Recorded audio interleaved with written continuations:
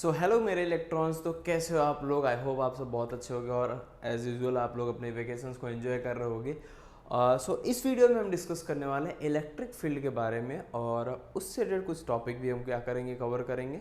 और सबसे पहले देखा जाए तो इलेक्ट्रिक फील्ड एक्चुअली एक बहुत बड़ा सा डेफिनेशन लिख दिया है, बट एक्चुअल में अगर बोला जाए, कोई भी अगर बोलता है कि व्हाट इज़ इलेक्ट्रिक फील्ड, तो आपके मुंह से सबसे पहला जो पॉइंट है ना निकलना चाहिए वो कि इलाका। ठीक है, किसका इलाका है ये। हम पूरे चैप्टर में किसके बारे में पढ़ रहे हैं बेटा, हम इस पूरे चैप्टर में पढ़ रहे हैं चार्ज के बारे में। तो इलाका किसका हो जाएगा फिर, ये चार्ज का हो जाएगा। जो भी चार्ज का, जैसे कि बोलते हैं ना ये मेरा इलाका है, गुंडे लोग बोलते हैं ना ये मेरा इलाका है, जैसे कुत्ते जहाँ ज़्यादा भौंके समझ जाना उनका इलाका है। तो मतलब किसी का पर्टिकुलर जोन अगर बोला जाए कि मतलब वो जहाँ पे बहुत ज़्यादा पावरफुल हो, तो ठीक वैसा ही एक जोन चार्ज का भी होता है जिसे हम क्या बोलते हैं, इलेक्ट्रिक फील्ड बोलते हैं। ठीक है, अब इसके डेफिनेशन के बेस पे अगर हम जाएं तो क्या होगा, the electric field at a point is defined as the electrostatic force. Electrostatic force means हमने F किया and that is F equals to K Q1 Q2 upon R square हुआ per unit test charge acting a vanishingly small positive test charge placed at that point. दो चीज़ें होती हैं, एक होता है सोर्स चार्ज होता है और एक टेस्ट चार्ज होता है। आगे मैंने इसका डेफिनेशन लिखे हुए हैं पहले, ताकि आप लोग को दिक्कत ना हो। देखो, सोर्स चार्ज का मतलब होता है जो इलेक्ट्रिक फील्ड प्रोड्यूसर बोल सकते हैं जिसको हम, जिसका का पूरा रीजन बना हुआ। और टेस्ट चार्ज का मतलब जिसको वहां पे भेज करके पता करना है, पता लगाना है कि देखो भाई क्या वहां पे इलेक्ट्रिक फील्ड अवेलेबल है कि नहीं। जिसको भेजा गया है वो है अपना टेस्ट चार्ज, और जिसने पूरा षड्यंत्र रचा है वो क्या है, सोर्स चार्ज। ठीक है, जैसे देखेंगे अगर source charge means what, the electric field being measured is generated by other charges. मतलब सिंपल सी बात है, सोर्स चार्ज का होगा।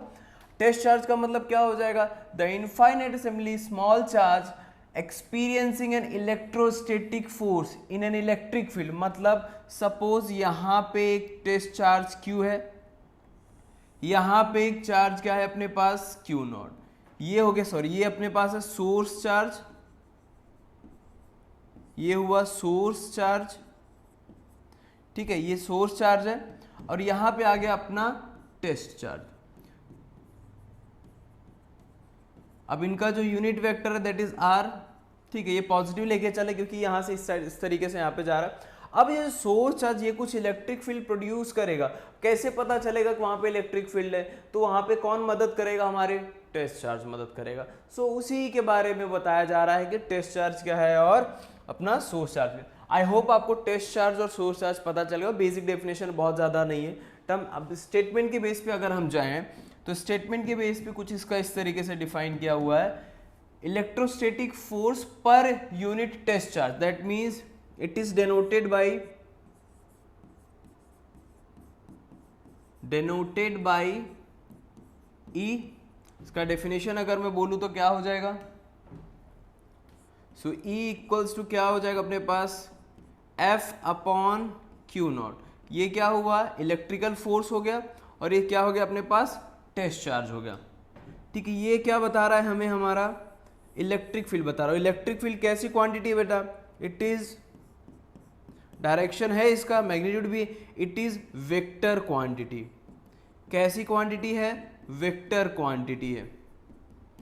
अब इसके नेम से अगर मुझे इसका यूनिट चाहिए हो तो यूनिट क्या हो जाएगा इसका, यूनिट पहला फोर्स और चार्ज मतलब न्यूटन पर कूलम, और एक दूसरा यूनिट होता है जो कि हम डिस्कस करते हैं इलेक्ट्रोस्टैटिक पोटेंशियल वाला, जब चैप्टर करेंगे तो वहां पे आता है, उसको वहां पे उस टाइम में डिस्कस करते हैं। लेकिन मैं आपको यहाँ पे भी बता देता हूँ, उसको बोलते हैं वोल्ट पर मीटर।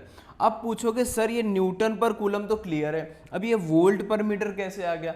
वोल्ट पर मीटर बेटा देखो, अगर हमारे पास F अपॉन Q दिया हुआ है, E के टर्म में बात कर रहा हूं मैं, F अपॉन Q, यूनिट क्या थी, न्यूटन पर कूलम हुआ। बट हमें पता है क्लास 10th में हमने इलेक्ट्रिसिटी में पढ़ा था, V इक्वल्स टू क्या होता है, W बाई Q होता है। अगर मैं Q को सब्जेक्ट बनाता हूं तो क्या हो जाएगा, W बाई V हो जाएगा। सो इस Q में यहाँ पे मैं पुट करता हूँ F अपॉन Q की जगह पे क्या रख रहा हूँ, W बाई V, V ऊपर जाएगा कूद करके, तो ये फॉर्मेशन क्या हो जाएगा, F V upon W. W is what, that is work done, अब वर्क डन हमें पता है क्या होता है, वर्क डन मीन्स क्या हो जाएगा, F into V, force into displacement, F cancel हो गया। अब वोल्ट हुआ और ये डिस्टेंस है, वोल्ट तो वोल्टेज वी में मेजर होता है और डिस्टेंस किस में मेजर होता है, मीटर में। सो इसका सेकेंड यूनिट क्या मिल गया, वोल्ट पर मीटर। ऐसे हमें इसकी सेकेंड यूनिट मिली है। क्या आपको क्लियर हुआ इतना बेटा? तो अगर आपको क्लियर हो तो बिल्कुल कमेंट कर सकते हो हाँ सर हमें ये टर्म क्लियर हो गया। अब इसके डायमेंशन फॉर्मूला की बात करते हैं हम, डायमेंशन फॉर्मूला। अब इसका डायमेंशन फॉर्मूला क्या है, फोर्स का क्या है, m1 L1 T-2 अपॉन में चार्ज है, चार्ज का क्या होता है A1 T1। अब इसको और सिंप्लीफाई करेंगे तो हमारे पास फॉर्मेशन क्या मिल जाएगा, m1 L1 T-3 A-1।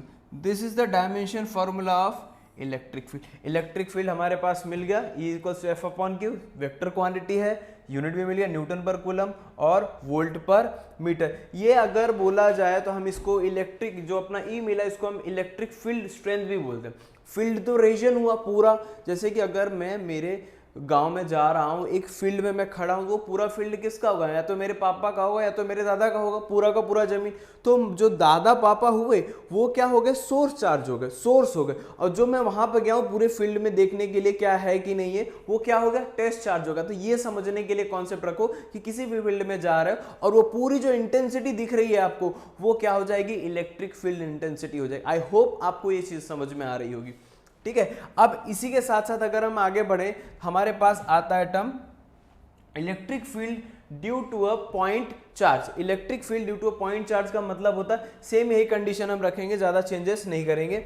अब due to a point charge मतलब एक सोर्स चार्ज है, उसके एक पर्टिकुलर पॉइंट पी पे क्यू नॉट है, इलेक्ट्रिक फील्ड उसमें मुझे पता करना है। मतलब ये चार्ज, ये पॉजिटिव यूनिट पॉजिटिव चार्ज है, ये इस पे कुछ ना कुछ इलेक्ट्रिक फील्ड एग्जर्ट करेगा, ये मिलेगा इस तरीके से, फोर्स का डायरेक्शन भी इस तरीके से हो जाएगा।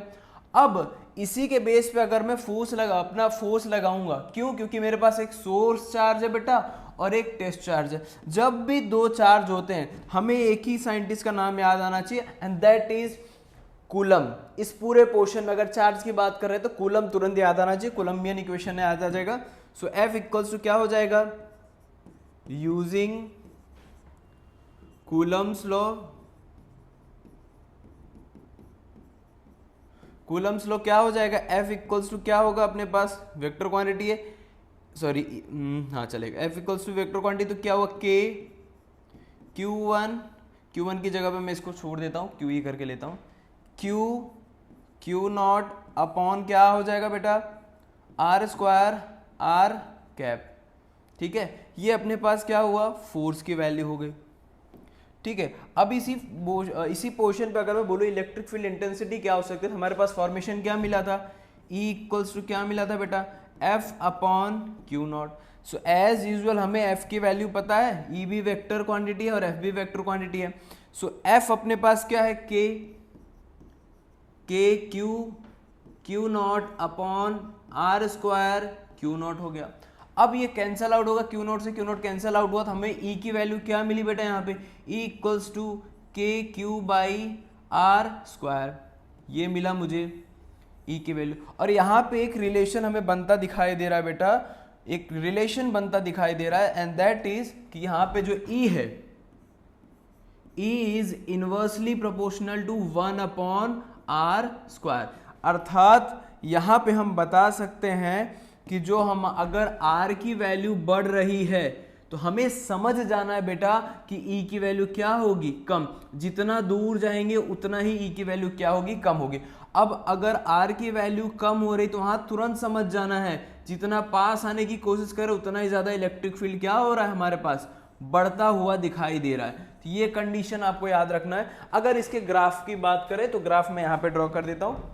इस तरीके से इसका ग्राफ अगर मैं बोलूं, कौन से पॉइंट में बोलेंगे, E वर्सेस R का ग्राफ, तो कुछ इस तरीके से स्लोप डिक्रीजिंग फॉर्म में आता है, क्योंकि E is inversely proportional to 1 upon R का ग्राफ इस तरीके से होगा।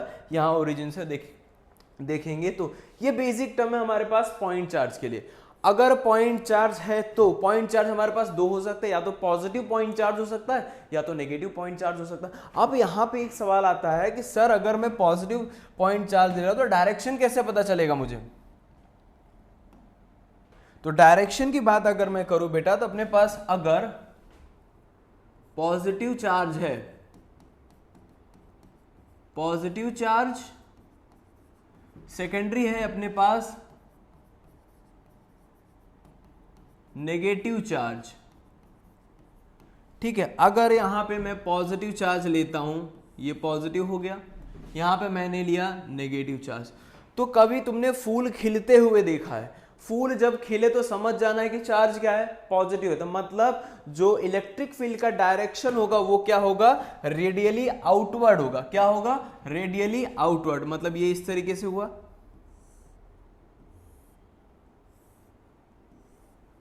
ये रेडियली क्या हो गया, आउटवर्ड हो गया। मतलब बाहर जाने की चेष्टा है इनकी, तो रेडियली क्या हो गया, आउटवर्ड। रेडियली आउटवर्ड में रेडियस के थ्रू ही होंगे ये लोग, इतना समझ जाना। अब यहाँ पे चार्ज क्या है, नेगेटिव है, तो ये क्या होंगे, फुल मुरझा गए। कन्वर्ज या डाइवर्ज वाली कंडीशन जैसे मैंने बताया था, ये क्या हो गया, कन्वर्ज हो गया, ये क्या हो गया, डाइवर्ज हो गया। तो कन्वर्ज कहाँ होंगे, टू द सेंटर। तो यहाँ पे अगर मैं टर्म्स की बात कर रहा हूं तो मतलब वही चीजें यहाँ पे भी आ रही थी। अब यहाँ पे क्या हो रहा है, आउटवर्ड हो रहा था, यहाँ पे क्या हो जाएगा, इनवर्ड। ठीक है, ये हो गया रेडियली इनवर्ड हो गया। यहां पे मैं लिख देता हूं, ये कौन सा फॉर्मेशन हो जाएगा, रेडियली आउटवर्ड। ये हो जाएगा रेडियली इनवर्ड। ठीक है, यहां पे हमारे पास कंडीशन हो गया कि रेडियली इनवर्ड कब होगा, रेडियली आउटवर्ड क्या होगा। अब वही आगे भी और चीजें मैं बताऊंगा जब इलेक्ट्रोस्टैटिक स्टार्ट करेंगे, तो उससे भी मैं आपको इलेक्ट्रिक फील्ड का डायरेक्शन बताऊंगा।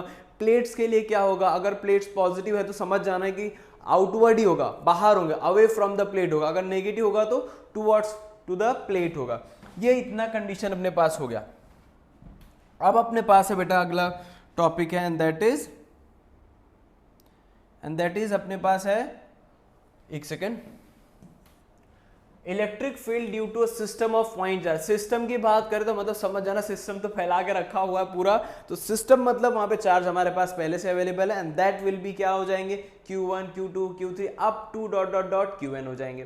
ठीक है, अब दूसरे टर्म की अगर मैं बात करूं तो उनका कुछ ना कुछ पोजीशन वेक्टर भी होगा। सपोज मैंने यहां पे एक टेस्ट चार्ज रखा, यहां पे एक टेस्ट चार्ज रखा Q1, ठीक है। अब ये टेस्ट चार्ज Q1 है, तो यहां पे एक चार्ज लिया मैंने, ये क्या हो गया, Q2। यहां पे एक चार्ज लिया, ये क्या हो गया, Q3। यहां पे एक चार्ज लिया, ये क्या हो गया, Q4। मतलब सिस्टम में मैंने चार्जेस ले लिए और मुझे क्या करना है, इस पर्टिकुलर पॉइंट P पे, इसको मैं क्या बोलूंगा, पॉइंट P। ठीक है, अगर मैं इस टेस्ट चार्ज के लिए बात कर रहा हूं, अगर टेस्ट चार्ज को अगर नहीं भी मानूंगा, जैसे कि अगर मैं चलो टेस्ट चार्ज के लिए बात करो, पर्टिकुलर पॉइंट की बात कर रहा हूं P। अब P की मैं बात कर रहा हूं तो P पे मुझे क्या करना है, पता करना है। यहां पे भी एक चार्ज बना देता हूं Q1।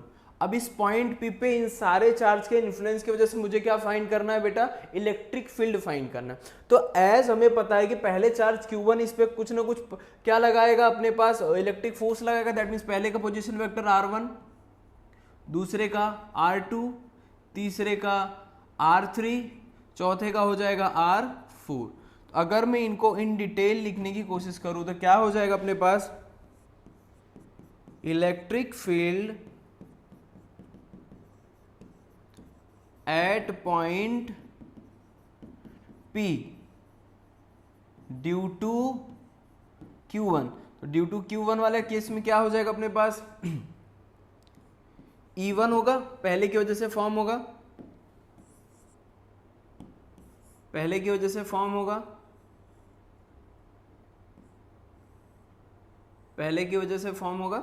अब पहले की वजह से फॉर्म होगा और हमें पता है ये कैसी क्वांटिटी है अपने पास, ये है अपने पास vector quantity. E1 equals to क्या हो जाएगा, K, क्या हो जाएगा, Q1 upon R1P square into R1P cap हो गया। क्योंकि 1 से कहां पे आ रहा है, P की तरफ आ रहा है, डायरेक्शन इसका इस साइड है ना, ये इसका डायरेक्शन हुआ ना बेटा, ये याद रखना है अपने को। अब इसी तरीके से सिमिलरली मैं दूसरों के लिए लिखूं तो क्या हो जाएगा, E2 हो जाएगा। Similarly for Q2 Q3 up to Qn। तो जब मैं Qn की बात करूंगा, एक सेकेंड, जब मैं Qn की बात करूंगा तो मैं यहाँ पे कुछ टर्म्स को अगर लिखना चाहूँ तो यहाँ पे लिखूंगा तो क्या हो जाएगा, E2 इक्वल्स टू क्या हो जाएगा, K Q2 upon R2P square into R2P cap. Similarly E3 का होगा K Q3 upon R3P square into R3P cap. अब सिस्टम में चार्जेस बढ़ते चले जाएंगे क्योंकि हम जितना चाहे उतना चार्ज ऐड कर सकते हैं। तो मैंने 3 लेके किया, जरूरी नहीं कि आप भी 3 ही लेके करो, आप 4 ले सकते हो, 5 ले सकते हो, जितना चाहे उतना, बट आंसर तो फाइनलाइज होके वही आएगा। सो EN की अगर मैं बात करूँ तो EN के लिए क्या हो जाएगा अपने पास K, ठीक है, K QN upon RNP square into RNP cap. ये अपने पास टोटल होगा। अब इस पॉइंट पे जो फोर्स होगा, ठीक है, अब इस पॉइंट पे जो फोर्स क्रिएट होगा, लाइक इलेक्ट्रिक फील्ड होगा, वो पहले की वजह से क्या हो जाएगा,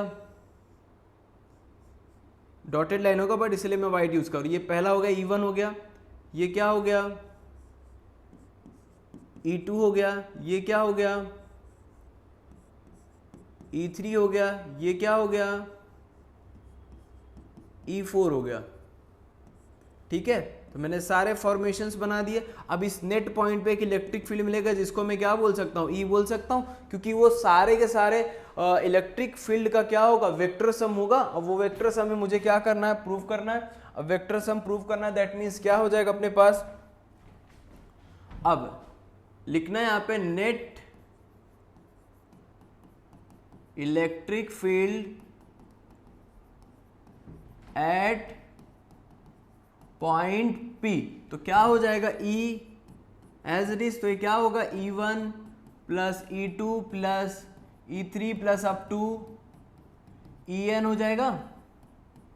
अब EN हो गया, दैट मीन्स हम पूरा लेके करेंगे नहीं, यहाँ पे हम दो टर्म्स को लेके भी क्या कर सकते हैं, सॉर्ट आउट कर सकते हैं। सो E1 क्या था अपने पास, K Q1 upon R1P square into R1P cap plus K Q2 upon R2P square into R2P cap.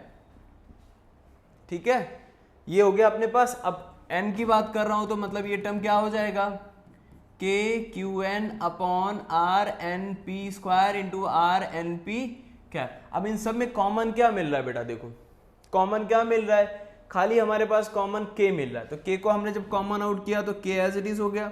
अब इस पूरे सम में देखोगी क्या चेंजेस आ रहा है। अब ये टर्म क्या हो जाएगा, Q1 upon R1P square R1P cap plus Q2 upon R2P square into R2P cap plus up to कहाँ तक जाएगा, ये N तक। So QN upon RNP square into RNP cap, ये हो गया। और ये जो पूरा पूरा टर्म हमें मिला बेटा, ठीक है, ये जो पूरा टर्म मिला है, ये जो पूरा टर्म हमें मिला है, इसी को हम बोलते हैं वेक्टर सम, जो कि हमने प्रिंसिपल ऑफ सुपरपोजिशन में देख लिया।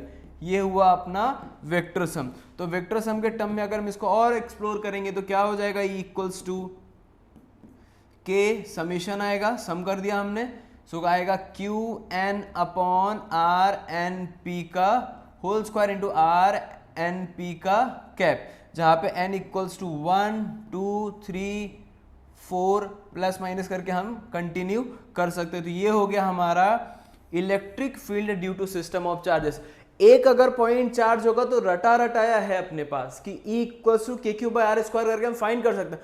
व्हाट इफ अगर क्वेश्चन में बोला है कि 3 से ज्यादा चार्जेस है, 2 से ज्यादा चार्जेस है, तब क्या करोगे, तब हमें क्या करना पड़ेगा, सिस्टम ऑफ चार्जेस फॉलो करना पड़ेगा, बिकॉज वहां पे पूरा एक सिस्टम दिया है, सिस्टम के साथ जाएंगे तो हम इजीली उसको क्या कर सकते हैं, सॉर्ट आउट कर सकते हैं। अब यहाँ पे एक टर्म मैंने नोट दिया हुआ है जो आपको बहुत ही हेल्प करेगी न्यूमेरिकल्स में, याद रखना, इंपॉर्टेंट नोट है ये। When identical charges are placed at the corners of regular polygon, regular polygon में हम कुछ भी कोई भी शेप लेके देखते हैं, then the resultant field at the centre of polygon is always zero. उसके सेंटर पे जब होगा तो उससे वैल्यूज क्या हो जाएंगी, जीरो। अगर मैं एग्जांपल की बात करता हूं तो अपने पास पेंटागन लेते हैं,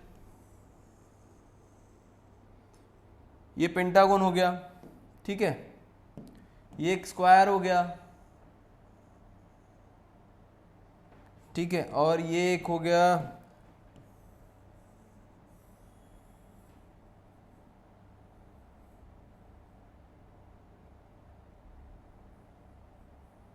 ये हो गया अपने पास ट्राइंगल, इक्विलेटरल ट्राइंगल। ठीक है, अब इक्विलेटरल ट्राइंगल है, सपोज इसके पूरे वर्टिसेस पे मैंने चार्ज रख दिया। ठीक है, तो यहां से स्टार्ट करते हैं,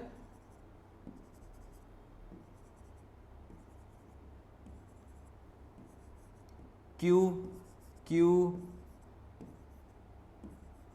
क्यू, यहां पे भी सेम है condition, Q Q Q and Q, ये अपना है इक्विलेटरल ट्राइंगल। क्यू यहां पे भी है, क्यू एंड क्यू। अब यहाँ पे इलेक्ट्रिक फील्ड इनका जो होगा सेंटर की बात कर रहा है, याद रखना है बेटा हमेशा कि फील्ड एट द सेंटर बोला है सर ने। अगर फील्ड एट द सेंटर बोले तो इतना याद रखना है कि तुरंत वैल्यू जीरो ही होगी, समझ जाना। अगर वहां पे अपने पास कोई भी पॉलीगॉन आ रहे हैं तो, अगर नहीं आ रहा है तो दैट मीन्स वहां पे तुमको क्या करना पड़ेगा, कैलकुलेट करना पड़ेगा। अगर मैं इसको कैलकुलेट तब में बोलूं तो यहां से अगर देखो तो सबसे पहले क्या होगा अपने पास, इस पॉइंट पे फाइंड करना है, इस पॉइंट पे इसके थ्रू जाएगा, ये हुआ। अब इसका डायरेक्शन देखो इलेक्ट्रिक फील्ड का कहां जाएगा। इलेक्ट्रिक फील्ड का डायरेक्शन देखो, अगर सपोज देखेंगे तो ये हुआ, सिमिलरली ये हुआ, मतलब ये इस पॉइंट पे इसकी वैल्यू, ई की वैल्यू क्या हो जाएगी, जीरो। समझ गए। अगर वहां पे ये अपने पास पेंटागोन आ रहा है तो, ठीक है। अब आगे अगर मैं बोलूं यहां पे इस पॉइंट पे चार्जेस की बात करूं तो सिमिलरली स्क्वायर के लिए भी होगा। अब अगर मैं पूरे टर्म्स की बात करूं तो इस पॉइंट पे यहां से होगा, इस पॉइंट से यहां पे होगा।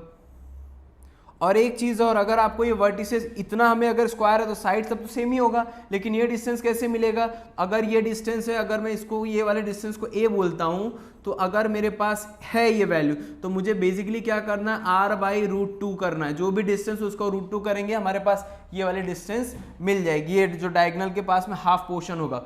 अब इसके थ्रू जो फोर्स लगेगा बेटा वो देखो, अब यहाँ पे जो फोर्स लग रहा है इसका डायरेक्शन यहाँ पे जाएगा, इसका डायरेक्शन यहाँ पे जाएगा, ये भाई साहब यहाँ पे अप्लाई करेंगे, ये भाई साहब यहाँ पे, मतलब इक्वल एंड अपोजिट हो गया। मतलब यहाँ पे भी ई क्या हो गया, जीरो हो गया। मतलब स्क्वायर के लिए भी टर्म्स क्या हो गई, सेम हो गए। स्क्वायर के लिए भी टर्म्स क्या हो गए, सेम हो गए। अब अपने पास आता है इक्विलेटरल ट्राइंगल। अब इक्विलेटरल ट्राइंगल की बात करूंगा तो मेरे पास ये पॉइंट है, अब यहां से इस पॉइंट पे, फिर यहां से इस पॉइंट पे, अब सेम टू सेम टर्म लगाना जो अभी तक हमने सीखा है। सिमिलर, इसका डायरेक्शन ऑफ ये होगा, इसका डायरेक्शन यहाँ होगा, इसका डायरेक्शन यहाँ होगा, मतलब तीनों का डायरेक्शन। तो यहाँ पे भी नेट इलेक्ट्रिक फील्ड क्या हो गया, zero. For polygon like pentagon, square and equilateral triangle, इन सब के सेंटर पे इलेक्ट्रिक फील्ड की वैल्यू क्या होगी, जीरो होगी। इतना अपने दिमाग में कंठस्थ कर लो, याद करके रख लो, क्योंकि पूरा सॉल्यूशन करने का कोई मतलब नहीं, एट द एंड उसकी वैल्यू क्या आने वाली है, जीरो ही आने वाली है। ठीक है, तब तक के लिए बाय बाय। अगले वीडियो में मिलेंगे और डिस्कशन के साथ अच्छे से अपना कॉन्सेप्चुअल जर्नी को आगे बढ़ाएंगे।